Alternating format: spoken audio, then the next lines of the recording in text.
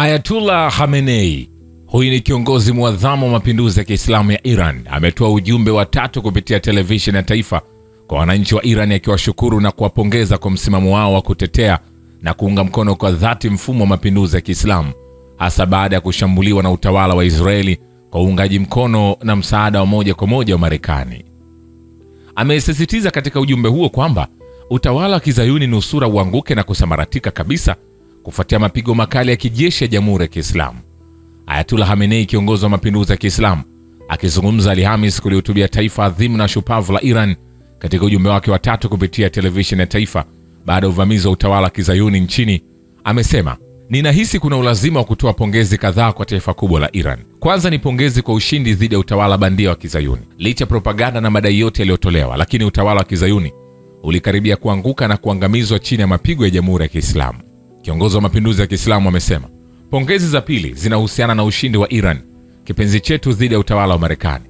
Utawala huo uliingia katika vita hivi moja kwa moja kwa sababu ulihisi kwamba iwapo haungeingia, utawala wa Kizayuni ungeangamizwa kabisa, lakini haikupata chochote kutokana na vita hivi.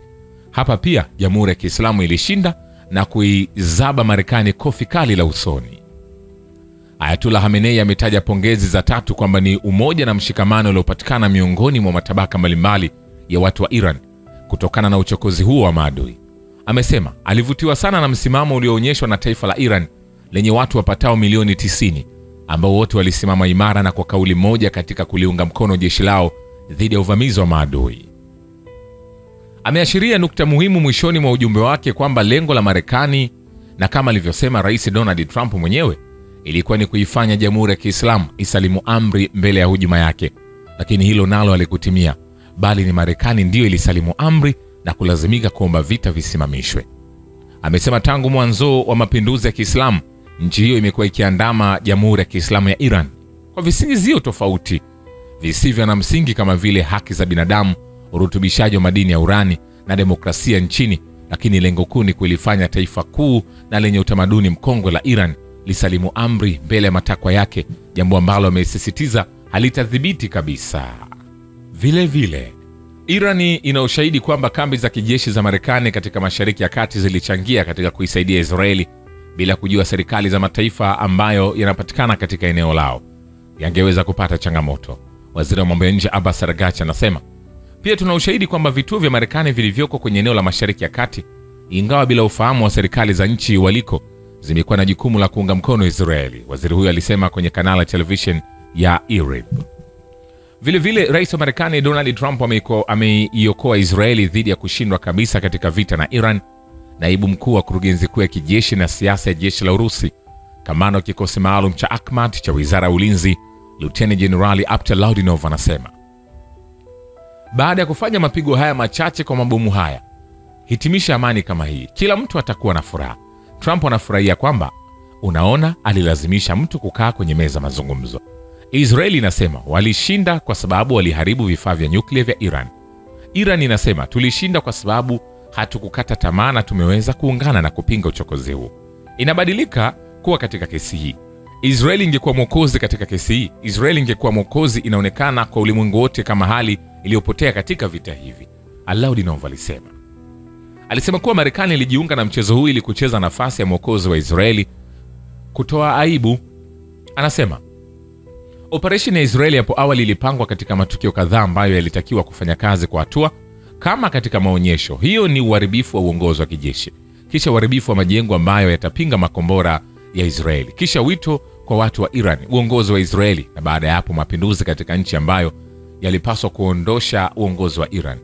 Mashambulio hayo yalifanywa na waziri mkuu wa Israeli Bwana Benjamin Netanyahu, lakini kinyume chake watu wa Iran walikusanyika kupinga uchokozi huu.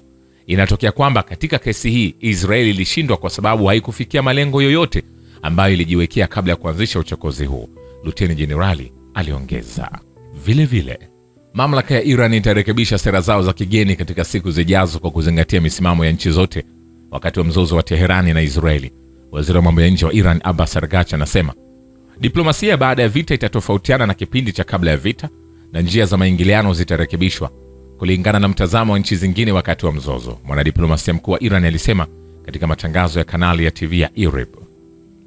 Vilevile rais wa Urusi Vladimir Putin alisisitiza katika jukwaa la uchumi la Euro-Russia kwamba mzozo kati ya Israeli na Iran sasa ni jambo la zamani na mlango wa EAAU kuimarisha uhusiano na mataifa yote ya Mashariki ya Kati uko wazi. Mnamo Mei, makubaliano ya biashara huria na Iran yalianza kutekelezwa. Putin alibainisha kwa kushukuru hali katika Mashariki ya Kati na tengamaa. Mgogoro wa muda mrefu kati ya Israeli na Iran upo, shukrani kwa neema ya Mungu, sasa uko nyuma yetu. Alimalizia kwa kusema maendeleo haya yanatufungulia njia ya kukuza uhusiano wa karibu na nchi zote katika kanda. Vilevile, ushirikiano kati ya Moscow na Teherani utaendelea kwa tija katika maeneo yote. Msemaji wa Wizara ya Mambo ya Nje ya Urusi Maria Zakharova anasema, akijibu swali kuhusu jinsi mashambulizi ya Marekani kwenye miundombinu ya nyuklia ya Iran yalivyoathiri ushirikiano kati ya Moscow na Teherani, mwanadiplomasia huyo alikiri kwamba Urusi ililani vikali mashambulizi ya Marekani yaliyotekelezwa kufuatia mashambulizi ya Israeli. Tunakataa kabisa majaribio yoyote ya kuzuia haki ya kisheria ya nchi huru kwa mpango wa nyuklia kiraia kwa nguvu ya ukatili. Ushirikiano wetu unaojulikana na Teherani katika nyanja nyuklia ya amani ni halali kabisa na unatumikia maslahi ya nchi zote mbili. Itaendelea na nitasisitiza kwamba haijawahi kupingwa na mtu yeyote kwa njia yoyote, alisisitiza Zakharova. Gharama ya uharibifu uliotokana na mashambulizi ya Iran dhidi ya Israeli imekadiriwa kuwa ni shekeli bilioni 10 sawa na dola bilioni 3, shirika la habari la Bloomberg linasema likinukuu wizara ya fedha na mamlaka ya ushuru ya Israeli. Kulingana na chombo cha habari, kiasi hiki kinajumuisha fedha zinazohitajika kukarabati majengo yaliyopigwa na makombora na kulipa fidia kwa biashara za ndani. Hii ndiyo changamoto kubwa zaidi ambayo tumekabiliana nayo. Haijawahi kutokea katika kiasi hiki cha uharibifu kwenye historia ya Israeli. Shai Aharonovich, mkurugenzi mkuu wa mamlaka ya ushuru ya Israeli ambaye anahusika na kulipa fidia, aliwaambia waandishi wa habari. Bloomberg ilibainisha kuwa jumla hiyo haijumuishi gharama kwa Israeli ya kubadilisha silaha na mifumo ya ulinzi iliyotumiwa katika kampeni ambayo inaweza kuongeza idadi ya juu zaidi wakati tathmini imekamilika. Hii sio takwimu ya mwisho wa uharibifu uliotokea wakati wa kuongezeka. Hapo awali waziri wa fedha wa Israeli Bezalel Smotrich alisema kwamba jumla gharama ya vita inaweza kuwa juu hadi dola bilioni 12, wakati gavana wa benki ya Israeli Amir Yaron aliweka idadi hiyo kwa karibu nusu ya kiasi hicho katika mahojiano na Bloomberg TV. Nikwambie hivi, hatujamaliza. Ushirikiano kati ya Iran na wakala wa kimataifa wa nishati atomic sasa utakuwa na sura mpya. Waziri wa mambo ya nje Abbas Araghchi anasema hayo yakiendelea. Waziri wa mambo ya nje wa taifa la Urusi Sergei Lavrov anasema ana wasiwasi kuhusu matamshi ya mkuu wa majeshi ya ulinzi ya Israeli Jenerali Eyal Zamir ambaye alisema operation dhidi ya Iran bado haijakamilika. Inaonekana kwangu kwamba kila mtu ana nia ya hali ya kuchukua mkondo kwa njia ya kisiasa. Hii ndivyo ilivyosemwa na rais wa Marekani ambaye anataka, kama anasema, kuchukua nafasi ya upatanishi kati ya Israeli na Iran. Iran ilisema kwamba ikiwa Israeli haitaanzisha upya uhasama, basi Iran itazingatia usitishaji wa mapigano.